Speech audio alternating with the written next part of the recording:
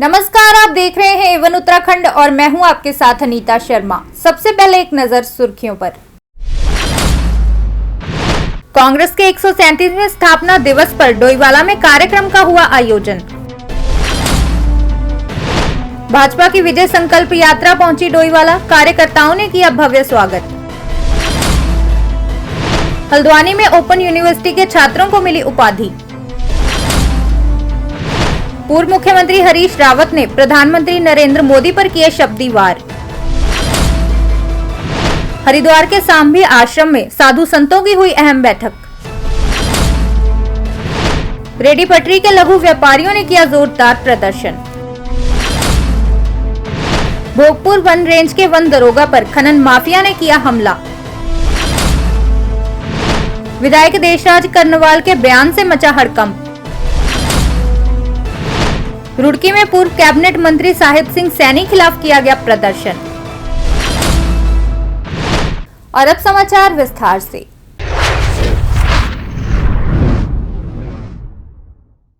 कांग्रेस के 137वें स्थापना दिवस पर डोईवाला में एक विशेष कार्यक्रम का आयोजन किया गया।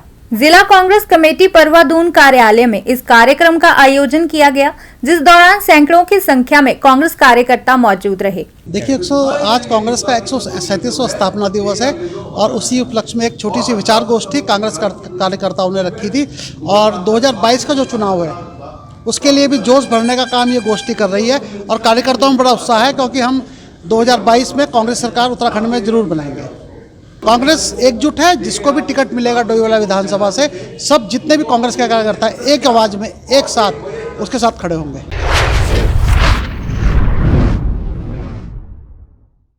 भाजपा की विजय संकल्प यात्रा के डोईवाला पहुंचने पर भाजपा कार्यकर्ताओं ने यात्रा का भव्य स्वागत किया। इस मौके भाजपा कार्यकर्ताओं के द्वारा एक विशाल रैली निकाली गई और इसके साथ ही जनसभा को संबोधित भी किया गया। निश्चित रूप में इस समय अब की बार 60 पार होगा। भारी बहुमत से हमारी सरकार आएगी। पूरे प्रदेश के लोगों ने मन बना दिया है, क्योंकि मोदी जी के नेतृत्व में, उनके संरक्षण में जो विकास की गंगा उत्तराखंड में बही और जो हमारी गवर्नमेंट यहाँ काम किया, उससे बच्चा भी प्रभावित है। निश्चित रूप में बच्चा भी चाहता है कि भारतीय जनता पार्टी की भारी बहुमत से सरकार आए। धामी जी के नेतृत्व में बहुत अच्छा काम हुआ, त्रिवेंद्र जी के नेतृत्व में अच्छा काम हुआ। अब धामी जी उसको तेजी से आगे बढ़ा रहे हैं, इसलिए लोगों के काफ़ी अच्छे बन रहे हैं। जोर से बोलो। भारतीय जनता पार्टी विजय संकल्प। देखिए, विजय संकल्प इसलिए है कि पिछली बार हमारी विजय हुई थी, उसी संकल्प को दोहराते हुए हम विजय संकल्प यात्रा लेकर लोगों को बता रहे हैं कि भारतीय जनता पार्टी उनके भले की पार्टी है। हर एक गरीब का, वंचित का, समाज के हर वर्ग का भला चाहती है, तो इसलिए इस विजय को कायम रखा। हल्द्वानी में ओपन यूनिवर्सिटी में दीक्षांत समारोह का आयोजन किया गया है। इस मौके राज्यपाल गुरमीत सिंह और मुख्यमंत्री पुष्कर सिंह धामी मुख्य तौर पर पहुंचे और छात्रों को उपाधि दी गई। आएगी मेरी अपनी मंत्रिमंडल की जो हमारी बैठक थी, आईडी दीजिए करो सरकार चारों चुप रहा ये करो और नीचे करो, ठीक है। उसको लेकर हम लगातार उसकी बैठक कर रहे हैं, लगातार उस पर नजर रखे हुए हैं। अंकल लगा रखिए। 24 तारीख को इस पर बड़ी बैठक की है, उच्च स्तरीय बैठक की है, जिसमें मंत्रिमंडल के सभी लोग, मंत्रीगण भी थे, हमारे सभी अधिकारीगण भी थे। अब 31 तारीख को फिर से इसकी समीक्षा। सर, आज पुलों का उद्घाटन किया गया, क्या कहना चाहते हैं? उद्घाटन किया था पुलों का। मोदी जी यहाँ आएंगे और उनका जिस प्रकार से उत्तराखंड के लोगों के साथ लगाव है, उत्तराखंड के लोगों का जो उनके ऊपर विश्वास है, रोजगार मिला। जब भी आए तो उन्होंने रोजगार मिला हजारों करोड़ की योजनाओं का देहरादून में भी लोकार्पण शिलान्यास किया था। यहाँ भी हजारों करोड़ की योजनाओं का लोकार्पण शिलान्यास करने वाले हैं और पिछले 5 सालों में 1 लाख करोड़ से भी ज़्यादा योजनाओं का यहाँ पर स्वीकृति अभी तक हो गई है। और हमारे यहाँ पर एम्स भी उस दिन व्यवस्था शिलान्यास करेंगे। रोजगार मेला भी तो होने जा रहा है सर, आप जाने वाले हैं। रोजगार मेला सर, रोजगार मेले हम प्रदेश के अंदर सभी जगह लगा रहे हैं और उस कड़ी में आज यहाँ भी रोजगार मेला है। हमारा उसका उद्देश्य है कि हमारे सभी नौजवानों को रोजगार से जोड़ा जाए और बीआरओ के द्वारा आज 24 सड़क और 3 पुलों का जो है यहाँ पर लोकार्पण हुआ है।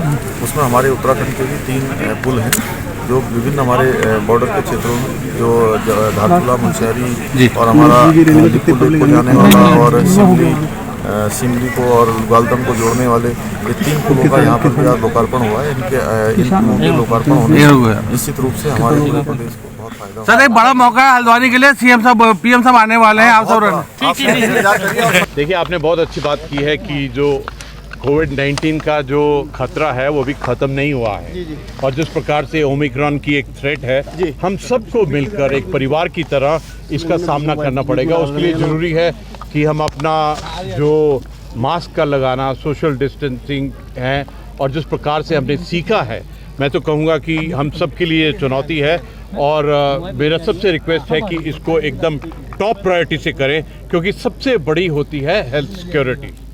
ये सबसे बड़ी चुनौती है और हमको एकदम प्रोटोकॉल और अपना सेल्फ डिसिप्लिन, अपना अनुशासन के मुताबिक इसमें काम करना चाहिए। सर, आज आपने पूरे जोश के साथ सर संबोधन कन्या धाम में और जो तप भूमि है और आज तो कहा कि ज्ञान भूमि भी है।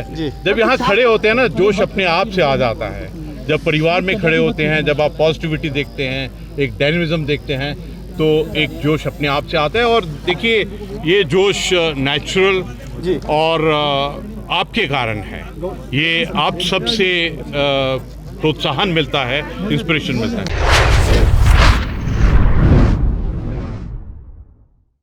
प्रधानमंत्री नरेंद्र मोदी 30 दिसंबर को हल्द्वानी में जनसभा को संबोधित करेंगे।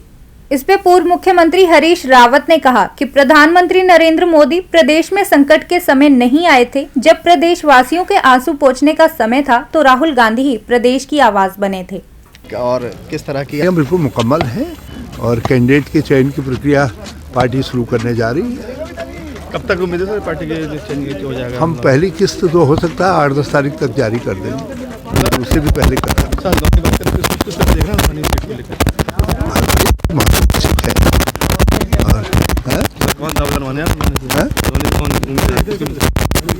ये एक प्रक्रिया है, उसके लिए मैं अथॉरिटी नहीं हूँ, अथॉरिटी कोई और लोग हैं।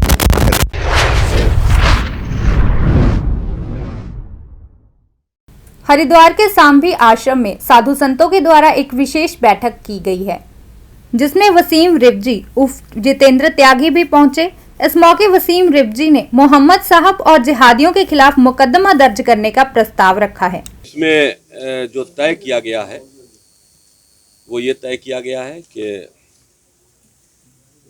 हम इस्लाम की जिहादियों के खिलाफ लड़ेंगे, इस्लाम के खिलाफ लड़ेंगे, इस्लाम के जो इस दुनिया में इस्लाम को लाने वाला है मोहम्मद, उसकी मानसिकता के खिलाफ लड़ेंगे। जो सनातन धर्म के लिए बहुत बड़ा खतरा है इस्लाम, हम उसकी मानसिकता पर चोट करेंगे, हम उसके ऊपर चोट करेंगे और जरूरत पड़ी तो अपने खून की एक-एक बूंद भी देंगे। हम उस कट्टरपंथियों से किसी भी तरह से झुकने वाले नहीं। धर्म संसद हुआ था, कोई खेल थोड़ी ना था जिस पर इतना बड़ा बवाल खड़ा कर दिया गया। धर्म संसद में कितनी लाशें मिली रात में, हमने किसको मारा? क्या धर्म संसद के बाद वहां से मुसलमानों की लाशें मिली थी? हमने अपने विचारों की बात की थी, वो सबके स्वतंत्र विचार थे। हमने मोहम्मद किताब जो लिखी वो हिंदुस्तान में कई कोर्टों में चैलेंज हुई है, लेकिन उस पर किसी पर स्टे नहीं हुआ।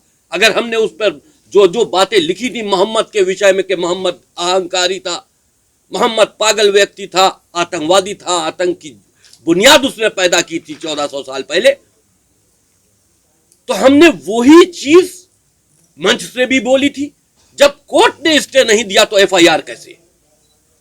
21 महापुरुषों की कोर कमेटी धर्म संसद 2021 ये निश्चित की गई है और ये इसलिए की गई है कि वेद निकेतन में जो धर्म संसद हुई थी, आज वह धर्म संसद पूरे विश्व में चर्चा का विषय बनी।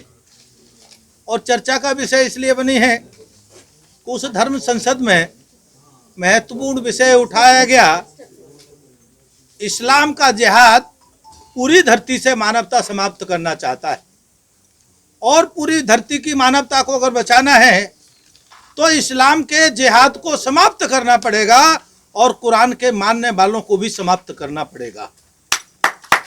रणनीति अब ये युद्ध की है और युद्ध के लिए तैयारी करना बिल्कुल आवश्यक है, क्योंकि आपने देखा कि जो भाषा प्रयोग की जा रही है माननीय संतों के लिए,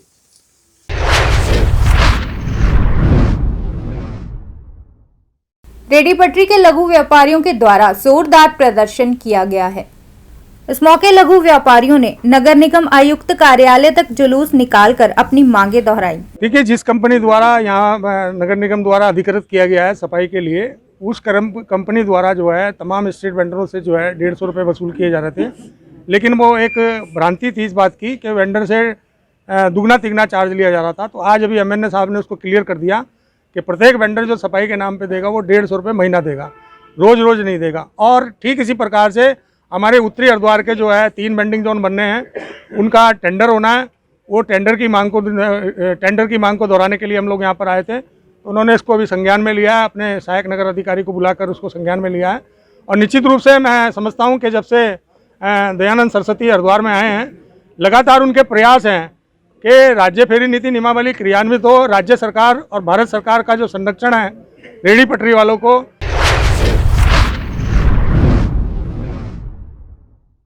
भोगपुर वन रेंज के वन दरोगा अरविंद कुमार पर खनन माफिया के द्वारा हमला किया गया है।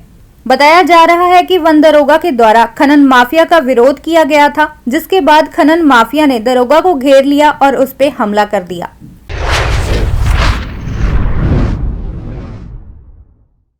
भाजपा विधायक देशराज कर्णवाल अपने बयानों को लेकर अक्सर चर्चा का विषय बने रहते हैं और इस बार उनके बयान ने एक बार फिर हड़कंप मचा दिया है। उन्होंने भाजपा का टिकट मांग रहे दावेदारों को मक्खी करार दिया है।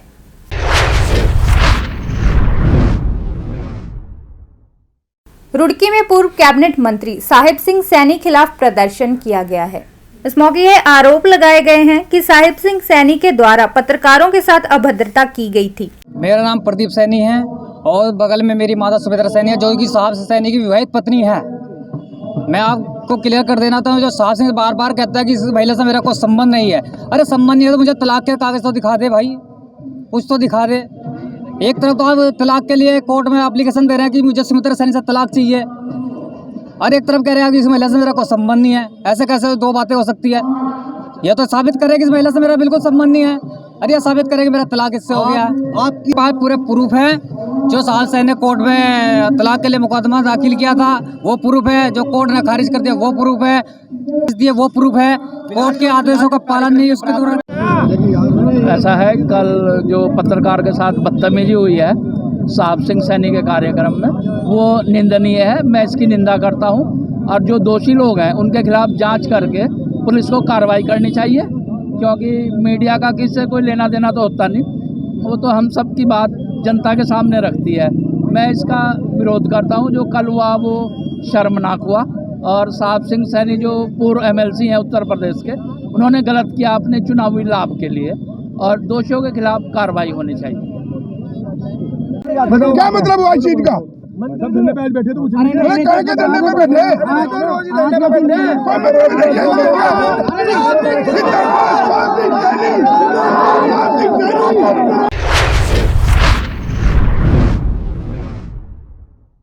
ये थे आज के मुख्य समाचार। नई और ताज़ा खबरों के लिए आप देखते रहें A1 उत्तराखंड, और अब मुझे दें इजाजत।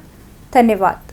फ्री लीफ आयुर्वैदिक ऑयल 125 बीमारियां ਦਾ ਸੰਪੂਰਨ ਇਲਾਜ, ਜਿਵੇਂ ਗਠੀਆ, ਸਰਵਾਈਕਲ, ਮਾਈਗ੍ਰੇਨ ਅਤੇ ਸਰੀਰ ਵਿੱਚ ਕਿਸੇ ਵੀ ਕਿਸਮ ਦੀ ਦਰਦ ਕਿਉਂ ਨਾ ਹੁੰਦੀ ਹੋਵੇ, ਇੱਥੋਂ ਤੱਕ ਕਿ ਬਲੌਕੇਜ ਦੇ ਨਾਲ ਬਣੀਆਂ ਕਈ ਬਿਮਾਰੀਆਂ ਦਾ ਇੱਕੋ ਇੱਕ ਇਲਾਜ ਹੈ फ्री रिलीफ आयुर्वैदिक ऑयल, यानी कि 125 बीमारियां ਦਾ संपूर्ण इलाज। फ्री रिलीफ विजिलैक्स वेट लूज, मोटापे तो परेशान होने की जरूरत नहीं, वजन घटाओ ते खुश हो जाओ। फ्री रिलीफ पावर मर्दाना कमजोरी नू खत्म करता है ते नरक भरी जिंदगी विच लियाउंदा है रौनक। फ्री रिलीफ पावर कब्ज तो परेशान होने की हुण जरूरत नहीं है, ਕਬਜ਼ ਤੋਂ ਛੁਟਕਾਰਾ ਪਾਉਣ ਲਈ ਆ ਗਿਆ ਕਬਜ਼ ਹਰ ਚੂਰਨ। ਕਬਜ਼ ਹਰ ਚੂਰਨ ਨੂੰ ਅਪਣਾਓ ਤੇ ਕਬਜ਼ ਤੋਂ ਛੁਟਕਾਰਾ ਪਾਓ। ਹੁਣ ਤੱਕ ਲੱਖਾਂ ਮਰੀਜ਼ ਲੈ ਚੁੱਕੇ ਨੇ ਫਾਇਦਾ। ਵਧੇਰੇ ਜਾਣਕਾਰੀ ਲਈ ਤੁਸੀਂ ਸੰਪਰਕ ਕਰ ਸਕਦੇ ਹੋ 94784 84087। ਨੰਬਰ ਇੱਕ ਵਾਰ ਫਿਰ ਤੁਸੀਂ ਨੋਟ ਕਰ ਸਕਦੇ ਹੋ 9478 484087।